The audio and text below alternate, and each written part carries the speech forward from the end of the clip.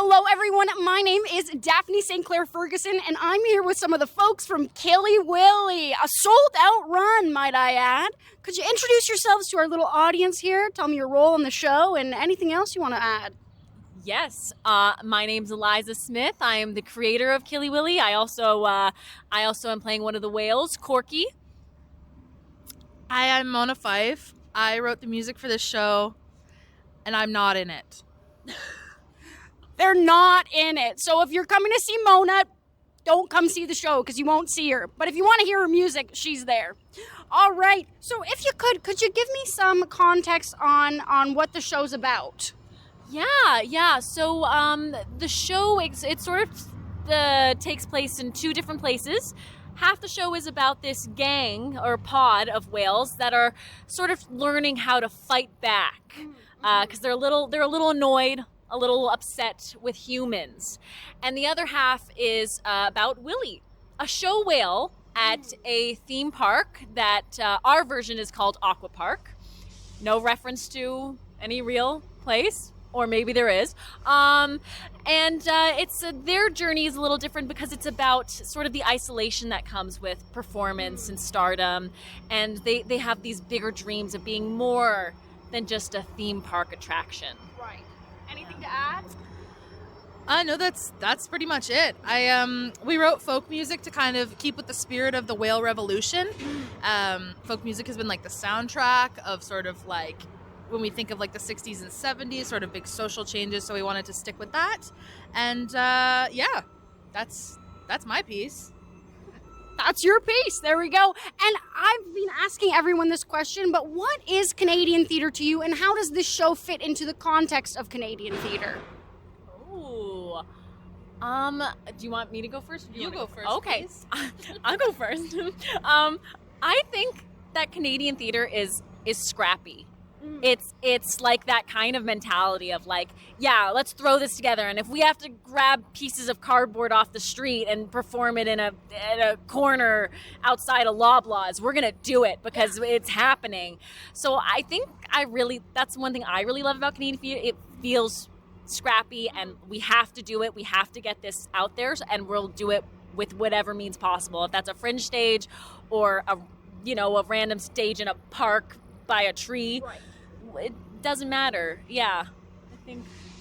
Yeah. We were kind of talking the other day about Canadian sketch comedy as well. How sort of Canadian sketch comedy, it's sort of a thing where you can sort of have, or like improv even, where you can have sort of like a serious sketch or sort of set up in the midst of everything. So Canadian theater is never one thing. It can kind of be everything. Because life is everything. It's funny and it's tragic and it's silly, and it's dull and it's exciting and everything. So that's what I look for in my Canadian theater, is everything. Is everything. And so do you have elements of sketch comedy then in this show? Does that kind of bleed into it? Do we take inspiration from that at all? I don't know. Everything is everything. Eliza does sketch and improv. So I would say, if I can say so that you're not selling yourself short, I think that lends itself well to your comedy writing in a different medium. That's very sweet. I think while writing it, maybe I felt a bit that improv or sketch came in the sense of like you're sitting alone in your room talking to yourself like a lunatic going, well, I think, and you're like, ha ha ha, that's funny. So in a kind of chaotic way, yes. Yeah. We also have some members of our cast who are really like funny, good improvisers. Yeah. Which is so fun to kind of be in the rehearsal room with folks who kind of are ready to play and just try things. I was just in the rehearsal room watching them kind of find these scenes and these characters, and it was so fun to watch, just like them take this material and make it their own. So yeah, those folks too. The cast definitely like brings so much life and joy and energy to it with their offers, because they're just like some things that you're like, how did you think of that? I love that. That's in the show forever now. It's amazing to watch. That's beautiful. So it really is a combination of everything, this show, it sounds to me. Yeah. The goal is to make people laugh. Mm-hmm. But if you take more from that, that's also a win to us. If you think, that'd be great too. We're not saying you have to, but if you want to, You can. It's welcome. It's a knee slapper and a head scratcher. Yeah. Yeah. And a also a little violet for Yeah. And also an eye cover. and also go home and cry later. Yeah. It really is everything. So if you're able to get some rush tickets to this show, because it is sold out, go see everything. Yeah.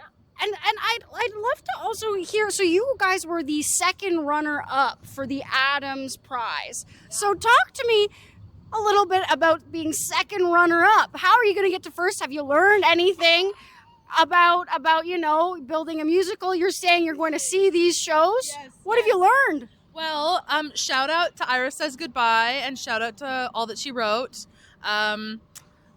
We are in such great company with those winners and just kind of in that group. We're so glad to just be part of that conversation. All awesome writers, all awesome projects, like loved them. And in terms of like learning writing, this is both of our first musical. Wow. Yeah. Both of us, this is our first kick at the I can. didn't know it was a musical until Mona came on and was like, Liza, there's songs here. Like, this is a music. Just commit. And Well, so maybe and we then should you tell wrote that it. story. Basically, Liza had written a play. Killy, Willy was a play. And in the first scene, without giving anything away, she had written in an orca ballet where the orcas are doing some graceful dancing. And then sort of later in the show, she had written in that the orcas sing about something No as like a funny little break. Yeah. And our director, Zoe, had read it and was like, oh, so it's a musical. And Liza was like, I don't know about that. There's like a couple songs in it. And then Zoe was like, it's a musical. And then Liza told me, and she was like, I don't know how this is a musical. I don't know. And so I was like, Kate, don't hate me, but I already wrote a song for it. Do you want to listen to it? Like, Yeah, maybe it'll be good? We're roommates, so it was where Piper knew everything because I'd like knock on her door and be like, hey, what's funnier, like blowhole or humpback? Like what would make you laugh? So she knew everything about the show before anyone because I was just annoying. So it kind of just happened that way. It just sort of naturally became a musical. So I think kind of anything that we know about writing a musical, we learned while making this piece, at least speaking for myself. Yeah.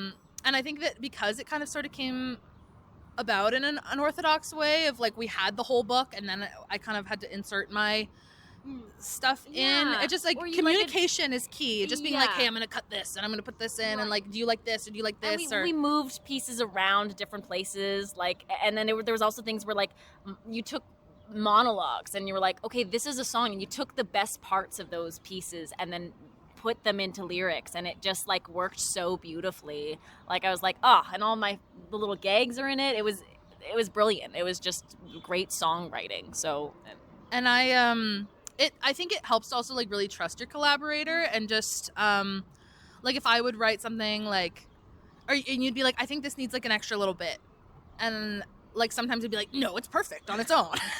And then I'd be like, okay, no, like she's right. Like I should add a little bit more, or I should take this out, or, whatever. And like, likewise for you, sometimes I'd be like, I think we need to cut that line, or we need to, even like in the rehearsal room, we were doing that a little bit. Yeah. So just like communication, trusting each other, and finding a collaborator who you can trust and who you like love to work with. Yeah, that's what I've learned. Oh yeah, and sorry, we went way off track of your question. This is all good. I'm learning. Being the second runner up. Yeah, I think next time we'll write faster and harder. Go to the gym more. Yeah. Train more. Pencil on my Yeah. Yeah, that's good. Do push-ups while thinking of jokes and burpees. crying on the treadmill. Yeah, for sure. crying on the treadmill. Yeah, I think just faster, harder, better. Yeah, and maybe we'll get to first one day. Yeah. So have you learned which is funnier, blowhole or humpback? Everyone loves a blowhole, and everyone Blowhole's loves the winner. holes. They want to show their holes and share their holes, and I think that's wonderful that people want to share that now with the world. Yeah, and humpback, but humpback's also good. We do a little humpback jokes here and there, but something about a blowhole is just really, people love it. So- I don't know what though. I don't understand the humor, but But it's there. it's there. It's there. And so why show hole in Canada? Yeah. I think Canadians need to show more of their hole. Right. Because I think sometimes we feel maybe forgotten, lonely, dry, sad. And so I think exposing our holes is going to allow more people to come in and join us, and join the group. Sorry, I just touched your breast. I'm so sorry. Sorry. It's the nature. Sorry. Back to holes. No more Sorry, breasts. I can't talk about breasts right now. I'm talking about holes. Holes the book. Holes the book. I'm tired of this, Grandpa. I'm tired. Is there anything that you're tired of seeing in theater, or is there something you wish you could see more of? Oh. More whales, I think, in theater. I'm kind of kidding, but also kind of not. I've grown to love whales. Yeah. Okay, so I obviously love folk music. I love this show. This is a call out to actors. Pick up your guitars and give it a go. I love to see actors playing their their music at the same time. Even though that's really hard. Even though it's really, really hard. But it's so cool to me every time. Like when you think of like other shows like that, like the big one coming to mind being like Once. Or I remember like at Soul Pepper a few years ago, Rose. There were some actor musicians in that as well. I just love to see that and love to be kind of in that. Or Great Comet. Yeah. I just love that. That just like makes me feel come from away. Yeah. You know. Absolutely. How many more plays can I name? Let's see. Probably not. I think I've got. Keep going. Those are the only plays in my brain today. That's it. Okay, and I saw a post that you guys made that was Killy, Willy x Whiplash. So what influences? So why choose Whiplash as an influence, if it is at all, or is it just fun? I think Whiplash isn't directly quoted or There's cinematic parallels for sure. There is parallels in sort of the need to be a great, Right. and to be a bigger than what you are. And when you're a whale, that's tough because you're already really big when you're a whale. Whales are quite large. That's something I've learned while writing the show is whales are big. So I think it's, that need for greatness is definitely something that comes in along with 50 other movie references. You know. Yeah. And if I could offer also the dichotomy, the relationship between Jenny the whale trainer and Willy is sort of like Miles Teller and what is that actor's name? I'm so sorry. Simon? No. Oh no. J.K. Simmons. J.K. Simmons. Oh my I was gosh. close with Simon. All I could think of was J.J. Abrams, and I was like, "That's not it. That's right. not it." No. He's from Star Wars. The Star Wars. Yeah. Yeah. That is wonderful. And do you feel that you yourselves are one step closer to greatness, or do you think you've already achieved greatness? I think I'm going to give a two-pronged answer to this, which is, what is greatness? Are any of us really great? And Killy Willy asks that question. But I also am going to shout out our friend Mercedes Isaza Clooney, who says something that she says that writers, and specifically female writers, have to talk about themselves. Are we going to hold? No, the mic should be. Okay. You're good. Yeah. Our friend Mercedes Isaza Clooney says something, which is that female writers should talk about ourselves like we are one of the greats, and that we are great because if we say it, that makes people pay attention, and it's true. So I think also that this show, it's a success that we finished it, and it's a whole thing. So that feels great. We did it. So yes and no. Yes, in the sense that I listen to anything that Mercedes Isaza Clooney tells me to say, and also we're not there yet. Yeah. I mean, also when you watch the show, I think just as a whole, humans, we kind of are like, oh, we suck, man. Yeah. It's kind of anti-human, this show, a little bit. It's not feel good. It's not. Well, it's feel good. I don't know what It's it feel is. guilty. It's feel guilty. Feel bad. Look what you've done, you plastic straw, littering. What else do we do that sucks? A lot of things. Put oil in the water. Yeah, stop putting oil in the water. That's for salad, not the ocean. Yeah. Make a nice dressing. Make a nice dressing. Don't put it in the ocean. Put it on your salad. That's great. I'm going to take that away with me today. And I'd love to know, what's your life's purpose? What do you want to do with your life? Whoa. I love the puns. I never get tired of like ocean puns. It's been my life for the past 2 years, and I'm like, I don't care. More. Oh, my life purpose. I think his name is something cute like Slippy or something, and I think he's blue, but he has a white belly. And I think he's a guide for me. That like in my dreams he appears and like ushers me along, but he's kind of scary too, and he's also holding one of those like old-timey lanterns. Right, I see it. And he's maybe wearing like the little Scrooge hat, and he's kind of being like, come with me, and it's to my doom or it's to greatness, but I don't know yet. Are they intertwined, doom and greatness, do you think? Yes, because I think you have to fail to be great. I would agree. Yeah. Your life's purpose? The porpoise. I like when you said porpoise. Your life's porpoise. Yeah, I think my life's porpoise is a beluga whale, but she is pink and glittery, and her name is Bethany. And she just wants to check in on everyone and make sure everyone's doing good and offer people ice water when she can. Oh. Would she be okay with someone calling her Beth, or is she strict Bethany? I think she prefers Bethany, but she's just happy to be here. And she likes the concept of a nickname because it makes her feel like loved. So, whatever. Whatever. And so, do we see these porpoises in the design of your show at all? Talk to me a little bit about the design. We don't see our porpoises. Those are our porpoises? personal, that's our personal porpoises. Do not steal them. They're trademarked. Yeah. The design of the show is incredible, and that's because of the team, the amazing people we have. Like the lights, the set, the costume, the sound. We just got incredibly lucky, and people who really understood what we were trying to do in a small space with a small budget, and did amazing things. Yeah. Well, so our set is really fab. It's like a series of curtains using drops by Millie Cameron. Shout out Millie Cameron.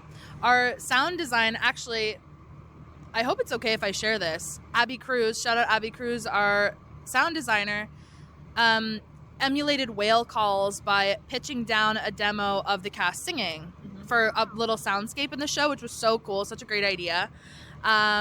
Gabe Wu did our costumes, which are amazing. So cool. Kind of like everyone's sort of identifiable in their own way. The pot of orcas is sort of like leather jackets, and then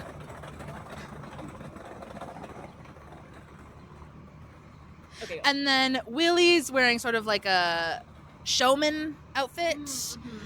And then we've got someone in pajamas. We've got someone in sort of like a wetsuit that's plaid. Show suit. Yes. And then we have our shark and our dolphin and our ensemble, and everything's just really well thought out, which we love. And then our lighting design sort of really paints the ocean in sort of a lovely blue wash, but then stark contrast of like moments of tension and sort of differences. Simran Kapoor did our lighting design. So it's just really wonderful. Like, just, we have a lot of great creative minds at play, and we're very lucky. Yeah. And they It's did just smart amazing. things too, like incorporating like garbage bags and trash and stuff and things we find in the ocean into set and props and costume pieces, which was just such a fun, smart element to include. Yeah. It sounds really wonderful. It really is exciting. Every post I've seen about it and every image is just wonderful and gorgeous. Is there anything else you'd like to share with our audience before we sign off for today? If you can, rush tickets. Come see it. Come see for yourself, and discover your own porpoise, your own life porpoise. It's really fun. Thank you for coming to our show, and we hope you can come see it. It's been so fun to work on, and it's really fun to watch. I've watched it a lot of times, and it's really great, and I feel lucky and excited, and my life's porpoise just did a backflip. Whoa. Yeah, Bethany. Yeah, she's really excited. Oh, mine's hiding. Because I think She's it has. gonna send him ice water in a second. Yeah. Oh my gosh, that's exciting. Yeah. Can't wait.